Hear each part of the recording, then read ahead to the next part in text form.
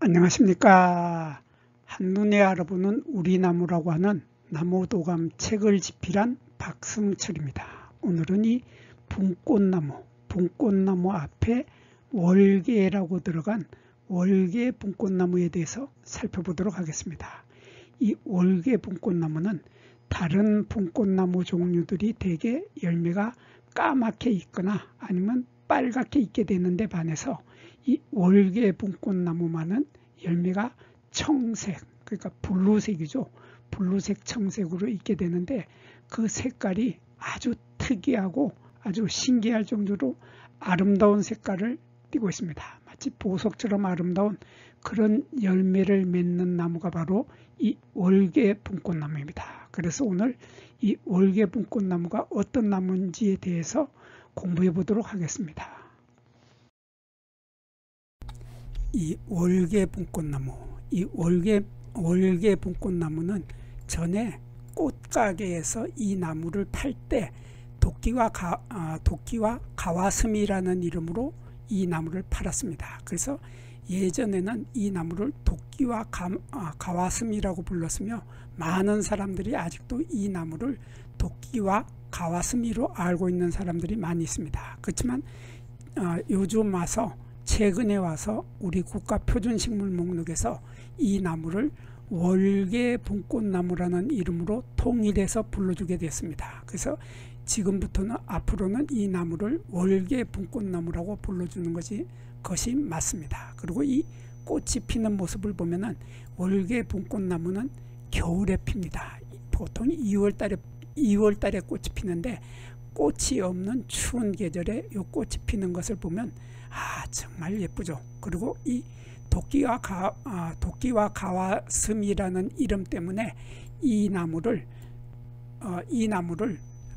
보통 사람들이 일본에서 수입된 나무로 착각을 하고 있는데 사실은 이 월계 분꽃나무는 원산지가 일본이 아니고 유럽의 남쪽인 바로 그 지중해 지방, 지중해 연안이 이 월계 분꽃나무의 원산지입니다. 그리고 이 꽃이 피는 것을 보면 꽃은 우산 모양의 작은 모인 꽃차례, 그래서 한자로는 산형상의 취사나소로 달리게 되는데 이 꽃 한 개, 꽃차례 하나, 이 꽃차례 하나의 지름이 5에서 10cm 정도 되고 이 작은 꽃뿌리 하나, 이 꽃뿌리는 이 꽃은 통꽃입니다. 통꽃, 나팔꽃처럼 통꽃이기 때문에 이 꽃의 요것을 꽃잎이라고 하지 않고 꽃뿌리 조각이라고 합니다. 이렇게 요 꽃을 꽃뿌리라고 하는데 요 꽃뿌리는 길이가 10mm 정도, 10mm 정도 되고 죄송합니다. 꽃뿌리의 요 길이가 10mm 정도 되고 꽃의 지름이 9mm 정도 되는 이러한 하얀색의 꽃을 피는데 꽃을 자세히 보면은 이렇게 꽃뿌리 조각이 5개가 있고 그리고 수술 때도 5개가 있는데 수술 때는 꽃잎 밖으로 길게 나오죠. 그래서 이렇게 수술 때도 5, 꽃잎도 5, 그리고 요 꽃받침 조각도 5. 그래서 꽃을 구성하는 요소들이 모두 5개다 해서 이러한 꽃을 우리들은 오수성이라고 합니다. 5개의 숫자를 가진 성질을 가지고 있는 이러한 오수성의 꽃을 피게 되는데 요 월계 분꽃나무의 요 수술대 밑에 있는 요 부분에 있는 요거죠. 요 암수를 뜯어서 보면 이런 모습이 됩니다. 이런 모습이 되는데 요 아래쪽에 요 부분이 밑씨가 들어있는 씨방 부분이고 요 부분이 암술대죠. 암술대가 있고 요 부분이 바로 암술머리인데 요 암술머리나 암술대나 씨방 부분에 털을 가지고 있지 않다. 그래서 털이 없다고 하는 특징을 가지고 있습니다. 그리고 요 월계 분꽃나무의 또 특징 중에 하나가 바로 요 잎의 모습인데 잎을 보면 잎은 마주 달리죠. 마주 달린다, 대생한다 하는데 이렇게 잎은 마주 달리면서 잎 가장자리에는 톱니가 없습니다. 톱니가 없다고 하는 특징을 가지고 있고 잎의 가장자리에 보면 이렇게 긴 털이 잔뜩 아주 빽빽하게 많이 달려 있습니다. 이러한 털을 우리들은 가장자리 털이라고 합니다. 가장자리 털이 잔뜩 있는데 이 가장자리 털은 한자로는 연모라고 하는데, 연모라고 하는 가장자리 털이 잔뜩 있으면서 톱니가 없다 하는 이런 특징을 가지고 있고, 이 잎의 뒷면을 보면 이 월계분꽃나무의 잎의 뒷면은 요게 잎 맥이, 중심맥이 이렇게 굵은 중심맥이 있고, 중심맥에서 견맥이 이렇게 둘로 갈라지죠. 또 여기에서도 견맥이 둘로 갈라지는데, 이렇게 중심맥에서 견맥이 갈라지는 바로 이 부분을 우리들은 맥겨드랑이라고 합니다. 맥의 겨드랑이라고 하는데 한자로는 맥액이라고 하죠. 맥액이라고 하는 이 맥겨드랑이 부분에 하얀색 털이 이렇게 잔뜩 많이 있다 하는 이러한 특징을 가지고 있습니다. 그리고 이 월계분꽃나무는 열매가 익을 때 보면 진가를 발휘하는 거죠. 열매가 익을 때 보면 진가를 발휘하는데, 이 열매의 색깔이 다른 분꽃나무 종류들은 열매의 색깔이 되게 까맣게 있죠. 까맣게 익어가게 되는데, 이 월계분꽃나무는 이러한 블루색, 청색으로 익게 됩니다. 블루 색깔로 익는데, 이 블루 색깔이 보통 다른 어느 식물에서도 볼 수 없는 아주 특이한 색깔을 나타내고 있습니다. 이러한 특이한 색깔의 블루색으로 익게 되는데, 열매를 좀 더 자세히 보면은 이 열매 하나는 지름이 5mm에서 7mm 정도 되는데, 이 열매의 끝부분에 이렇게 새의 주둥이처럼 보이는, 이런 새의 주둥이처럼 보이는 이러한 것이 보이는데, 이것이 바로 꽃받침 조각이죠. 꽃이 피어 있을 때 여기 밑에 달려있던 이 꽃받침 조각 5개가 그대로 열매가 익어서도, 열매가 익은 뒤에도 이렇게 5개의 꽃받침 조각이 남아있게 됩니다. 이러한 꽃받침 조각이 열매가 다 익을 때까지 있는 이러한 꽃받침 조각을 우리들은 한자로는 숙존악이라고 하죠. 숙존악이라고 하는데, 우리말로는 영구꽃받침이라고 합니다.